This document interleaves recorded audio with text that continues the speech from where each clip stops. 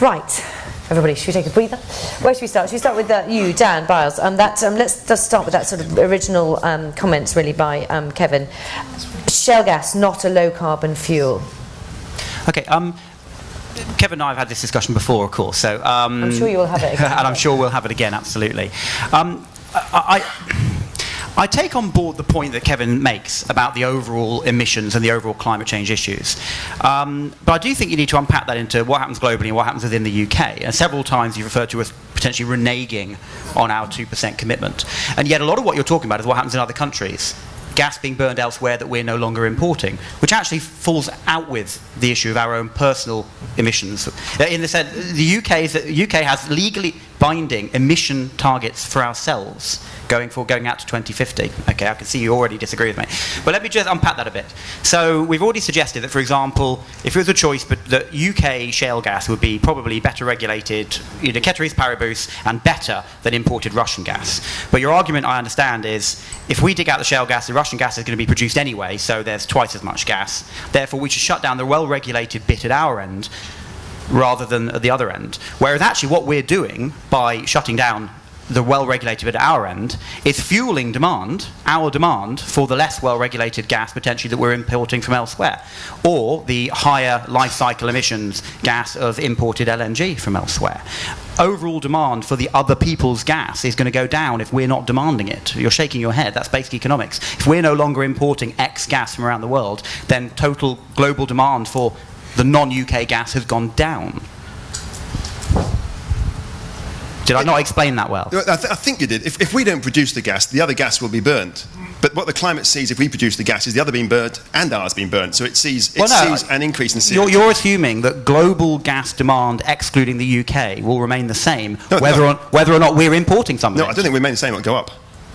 But remember, what you signed up to internationally was not just, very clearly, your government repeatedly, and other governments rather, signed up not just to have been on the basis of science for 2 degrees C, but very strongly, and in fact there's quite a lot of additional paragraphs in the documentation that says consistent with the concepts of equity. And it actually goes further than that. It says that the poorer parts of the world should have effectively says a larger carbon budget to allow them to peak their emissions much later in the future because they need to develop much faster. Now what that does, that puts the responsibility on us. As you say, if we don't produce shale gas here, then we need to find another way to meet our demands, and that needs mostly be met by reducing our energy consumption. So the government needs to be driving that forward, and I think if you put those together, if you're the Mr. and Mrs. Climate looking down on the planet, then you would see less CO2 from that response than the approach we're taking at the moment. I entirely agree with the need to reduce demand and improve efficiency. I don't think there's probably anybody in this room who would disagree with that. Okay, but I don't know. But I entirely agree with the necessity to do that. However, I think it's pie in the sky to think that we're not going to be using gas for a long time. And I think actually you both said we're going to be using gas for a long time. No, I do not. We cannot be using gas after 2030 if we want to abide by your government's commitments. So that's what I'm saying. We need to be absolutely clear on the maths and the honesty of the statements that we're standing by here. It just seems to me that I get very we get wrapped around the axles with this because of shale gas. We're getting wrapped around the axles of the gas debate.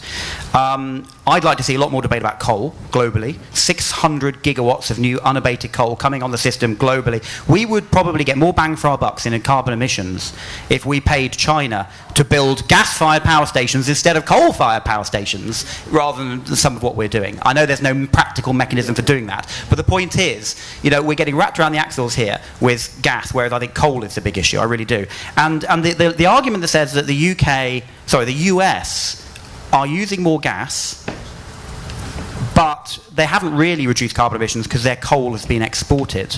I'd be very curious to know if you'd be saying the same thing if it was onshore wind that had led to them using less coal, and therefore the coal was being exported and being burnt in Europe instead. Would you say, well, they haven't really reduced their emissions by using onshore coal or wind? I have no problem with that argument at all. I do not think energy efficiency, even without the rebound effect, or the use of renewables necessarily reduces your carbon emissions, but it doesn't increase them. And that's the difference. A wind turbine does not emit, or virtually emits no CO2, as shale gas is 75% carbon, so it emits a lot of CO2. So, and outside of a regulatory framework, even renewables and efficiency doesn't necessarily drive you forward in the agenda that your government has signed up to. So I'm trying to put these bits together. So I have no problems with that argument, but producing another high carbon fuel such as shale gas is certainly going to be worse than using wind turbines. You probably want some other people to get in as well. It just seems to me at the moment we still produce 40%, sometimes 50% of our electricity in this country by coal. You know, I understand the, you know, your sort of wider argument, but I still think that in terms of what is realistically practical for us reducing our carbon emissions, and you talk about keeping other stuff in the ground, well, we have our own emission performance targets, which are going to, within the UK, are going to prevent future unabated coal-fired power stations from being constructed, things that are within our remit to do. And I do sometimes fear that a lot of what we do in the UK in the name of climate change simply means well, no, I won't get down that one because that will probably spend a long time doing that one. But what I would just say is that the Committee on Climate Change don't seem to agree with you, because, of course, their report that came out in May said the overall picture, therefore, is one in which well-regulated production of shale gas could have economic benefits to the UK in a manner consistent with our emissions targets while reducing our dependence on imported gas. As you well know, the Committee... give himself 30 seconds. As well, the Committee on Climate Change do not do their reports on the basis of 2 degrees C, because your government never asked them to. OK. Let's... Andrew. I've got two now. I've got warmer. I can tell it's warmer. It is warm. There's quite a lot of emissions of hot air going on this stage. I think the first thing is I'd like to echo the comment earlier on about coming into this audience and opening this debate, because I think, you know, we are often on the other end, the receiving end of such debates, and I admire you for doing that, because it is a sort of a Daniel thing, and I'm familiar with doing it myself. So thank you for that. I think nobody denies climate change as an issue in this room. We certainly don't, and we certainly don't feel, and we certainly see coal as the enemy in where we sit. And I think that's one thing that we all agree around this table. I think we also, with hearing in what both of you are saying, is that a well-regulated shale gas industry here, close to where it's being consumed, is the lower carbon solution than imported gas from other parts of the world. And if we can physically, you look down, as Mr. and Mrs. Climate Change, I think was the phrase you used earlier on, Mr. and Mrs. Climate Change will be better off if we don't ship hydrocarbons around the world.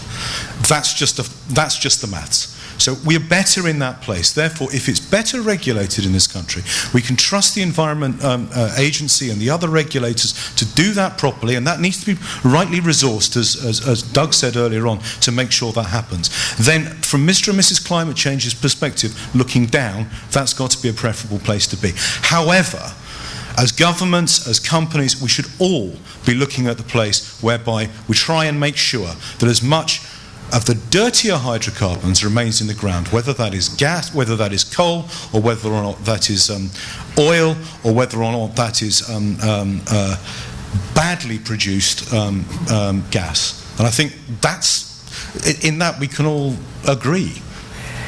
Okay, Francis, do you want to pick up? I'll come back to you in a second. Yeah, I mean, it's an interesting debate, and I've heard Kevin say a few times, and I'm sure he's right, that if we were to meet our climate change targets by 2030, then we have no gas usage in the UK. Yeah, and he said specifically, didn't he, that he said about shale gas can't make a significant contribution in that time frame. Yeah. So I mean, the first one, as I say, I haven't done the maths on that, but I know Kevin has, so he's probably right. But like all things, it's the art of the possible. I would defy anybody to forecast that we will have no gas in the UK by 2030. Unless you're going to go and tell people to turn off their central heating systems, shut off their lights and sit at home and shiver in the dark, then we will be using gas beyond 2030, because there's good plans, good intentions around demand reduction, good plans, good intentions about renewable share of electricity, and I have nothing against either, but they will not deliver this country's energy supply by 2030, and I defy anybody to show me a plan, a realistic plan otherwise. So we will be using gas in this country by 2030, climate targets or none, unless people are going to sit at home, turn off their heating, turn off their cooking, turn off their televisions, and sit there. So we will be using it. So it's really just a question of where it comes from. Now, that is a separate question, and if you take the view that it's better to import it from wherever than produce it here, okay, I don't take that view. Okay, Dev. Well, I come back to what I started out with, because it was a challenge that didn't get picked up, which is that my problem is that what exploitation of shale gas, actually all unconventionals, whether it's coal bed methane or others, is creating property rights associated with more hydrocarbons. And that means almost inexorably that they will lead to be exploited, because when people own these things, they want to see them used, by and large. So my challenge is, can you tell me how it is that developing shale gas is going to lead to less carbon dioxide going into the atmosphere? And I don't mean this year or next year, or even when, if and when, and I keep stressing if, shale gas were to materialise on the UK landscape in quantities at the end of the 2020s. How would that then mean that hydrocarbons were left in the ground? And I speak as someone whose colleagues in China, Brazil, India are actually majoring on coal. It's not like we're ignoring coal. I spend actually more of my time the last few weeks trying to amend the emissions performance standard in the energy bill than I have looking at shale gas, frankly. So I'm not in any way picking on shale gas. I'm actually spending more, and my colleagues are certainly spending more time around the world trying to stop coal. But I can't see how what we've said so far and what you've said so far, it's actually going to lead to more stuff being left in the ground, because when people acquire property rights to stuff, they want to exploit it. I'd like to address the challenge directly. The way in which it will mean that less carbon is emitted is because you're not moving hydrocarbons around the world as a consequence. And if you look at the US, and that's, to use Kevin's phrase, that is the maths. When you look at the US, and the generation mix in the US, the use of coal between 2005 and 2012 has gone down by, I think, 27%. The use of gas has gone up by 62% in electricity generation, and the use of renewables over that period has gone up by 38%. So the exploitation of shale gas hasn't hampered the development of renewables through that period. And in fact, the US has ended up in a place where, if it had ever signed up to Kyoto, it would have actually met its targets, which would have been imposed largely as a consequence of shale gas. Now, you're absolutely right. If that shifts coal production to somewhere else in the world, then we need to keep following that coal consumption wherever it is. But the direct question, will there be less emissions as a consequence? Yes, there will if you cease shifting hydrocarbons around. It's like driving less miles. And you also have a huge opportunity in the transport market. I mean, you have the opportunity to replace diesel. Particularly in public vehicles, which is increasingly the case in the US, very much less so in the UK. So I don't think anyone. You're absolutely right. It's not a non-carbon fuel. So if you want to get to a zero carbon destination point, at some point you stop burning carbon. But it's what is practical, because we could sit here all day and tell people to shut off their heating and turn down their lights and not drive their cars. They are not going to do it. So there needs to be a sensible roadmap, not this is a target, we will do it, we don't know what, but we will do it. You say you're not advocating sitting in the dark? No, I'm not advocating sitting in the dark, because it simply isn't going to happen, and there's no way that anybody's going to be able to make that happen, so it won't. I hear what you say, Andrew. But then, and in fact, as far as I know, the best life cycle assessment that's been done on the different sources of gas is sitting on the Greenpeace website. So, I'm perfectly open to the fact that low fugitive emissions of shale gas, then it's perfectly possible that shale gas would actually have lower life cycle than LNG. That's an if, not a will, by the way. But then, you're setting against those kind of ongoing LNG emissions versus, as I say, property rights to a big new patch of hydrocarbons that can be exploited. And I've certainly not seen the math that says by exploiting that, we don't end up with more in the atmosphere in the long run. I agree with quite a lot what's been said, but again, like most of us, there are elements of disagreement. In the art of the possible, well, We talk about the art of possible, what we can do in the UK. The art of the possible, if we don't do things on mitigation, what we're saying it is possible for others to adapt. Now, I don't call death adaptation, but so there's people living on the coastal strip of Bangladesh or some of the poor parts of the world who will be hit by climate change if we don't meet our targets, and I'm sure, and I would forecast we won't hit them, but that's not set in stone yet. If we don't meet them, then the art of the possible for them is also something we have to take account of here. Francis then makes the point about the transport. I think about 50% of the tonnage of ships coming into the UK is actually bringing in fossil fuels, so that is really important. And if what you're suggesting that the shale gas will engender Dan's government to push us towards not bringing any more oil into the country, then I'm all for that as well. But I hadn't seen that in the agenda so far. So we won't be importing oil or coal or gas. And if we're going to do that with shale gas, you get my vote tomorrow. And then the final... as well, I suspect. And well, on oil as well. Very interesting how we all get home tonight. Oh, well. And then the final bit about, we're worried about people sitting in the dark in cold houses. We don't care now. There are 26 million homes in the UK, 20% of those are in fuel poverty. None of us really care about it. So in fact, I would suggest that a retrofit agenda, not only would it mean that the rest of us would not be sitting in the cold houses if we could actually adopt a different way of reducing much less energy in our homes, but actually the 20% of UK's 26 million houses that already are suffering those situations would be in a much better place. So again, I think we have to stand back from this and think of it in a much more innovative fashion. I think there is plenty we can do by 2030 to help people in fuel poverty, as well as the rest of us, live good quality lives in our homes with much less energy consumption than we do today. So I don't think we necessarily have to have the gas for heating in homes. Dan Byles, both of them have mentioned on several occasions, haven't you, this retrofit. What would your response and thoughts on that be? Well, I mean, we've got at the moment the Green Deal, which is not perfect. I have a lot of concerns and issues. I can see from the look on your face straight away that you probably share some of them. It's the first real attempt, though, I think, by a government to actually try to say, well, how can we come up with a system that enables people to genuinely retrofit their homes and see the economic benefits? And I think if we can, learn the lessons from the early rollout of Green Deal and make it work better, I think it's a massive step in the right direction. I do totally agree with you there. I disagree with the idea that we don't care about fuel poverty. I don't think anybody's solved fuel poverty. Well, you shake your head. I can tell you, I sit in my constituency, I deal with people in fuel poverty.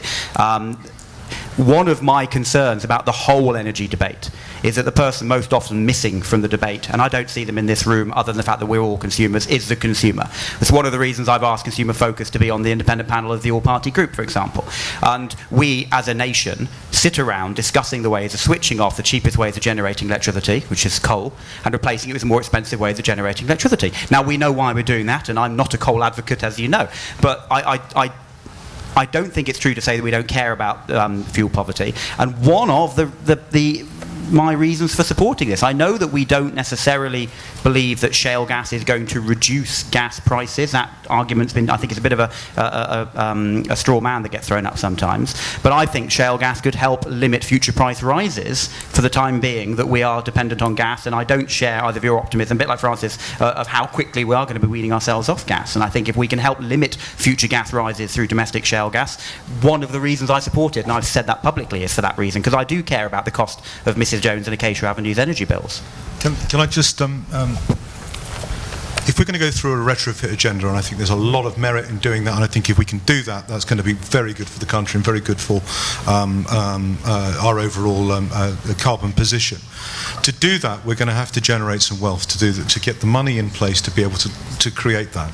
And actually, if we can do that by having a lower carbon footprint in a better regulated environment of producing gas at home, which in the same way as the North Sea increased the wealth of the country in the 70s, 80s and 90s, could increase the wealth of the country now, such that that money can be ploughed back into fuel poverty, into retrofitting homes, then we, on balance, rather than actually having that wealth generated elsewhere, if we can, and that's a challenge for government, is spending that money well, yeah. Then I think it is a win-win situation. I agree. There's no current evidence they're going to do this. I would love to see a shale gas wealth fund or some sort along the Norwegian line that was perhaps dedicated to this sort of stuff. But I haven't heard the Chancellor say he's about to do that. No, I think there were a whole load of things in that. When we had the oil and gas industry before, and a lot, Francis and I at that time were working in it back in the 80s and so forth. I don't remember fuel poverty coming down. So we have not spent that sort of money.